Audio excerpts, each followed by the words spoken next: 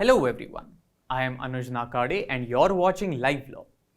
In this video, we bring you news from the Supreme Court about the ongoing dispute between aggregators such as Uber or Rapido and the Delhi government about the use of two-wheelers as bike taxis or transport services and the larger issues of the affected parties. Many of you may know that the aggregators such as Uber or Rapido provide a digital platform for consumers to find transportation such as autos and cabs.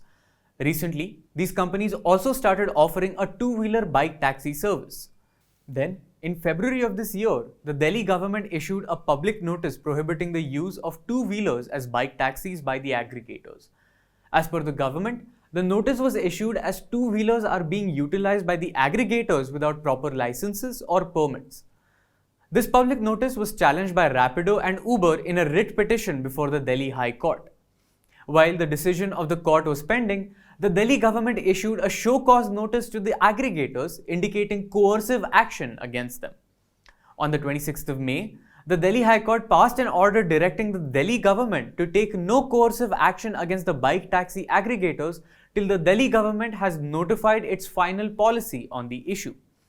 This order by the Delhi High Court effectively allowed bike taxi operations in Delhi until the Delhi government notifies its policy about the issue and till the Delhi High Court has disposed of this case. The Delhi government then approached the Supreme Court challenging the Delhi High Court's interim order. A two-judge vacation bench of Justice Aniruddha Bose and Justice Rajesh Bindal heard the matter. The Delhi government had argued that because of the High Court's interim order, Uber and Rapido are continuing the use of non-transport vehicles including two-wheelers for the purpose of aggregation and ride pooling without obtaining valid permits. This is impermissible under the Motor Vehicles Act read with the Motor Vehicles Aggregator Guidelines 2020.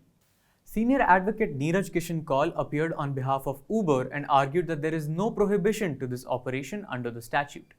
Senior advocate Kaul also referred to a Bombay High Court order wherein the aggregators were asked to register under the central government's Motor Vehicle Aggregator Guidelines 2020 till the time that the state government came up with a framework for bike taxis. The judges, however, were of the opinion that two-wheelers cannot ply on the roads of Delhi without valid government permits as transportation vehicles. The court has now stayed the Delhi High Court's interim order which allowed bike taxi operations of Rapido and Uber in Delhi. Senior advocate Mahesh Vashisht, who appeared on behalf of Delhi government, told the court that the Delhi government will have the concerned policy in place along with an operational licensing regime for the bike taxis by 31st July 2023. During the hearing, the bench also inquired about the insurance coverage for the driver and the pillion rider in the aggregator-run bike taxis. On this date, senior advocate Siddharth Bhatnagar, the counsel appearing on behalf of Rapido, told the court that the insurance coverage is 5 lakhs for the rider as well as the pillion rider. Senior advocate Kaul informed the bench that Uber also provides coverage of 5 lakhs for drivers.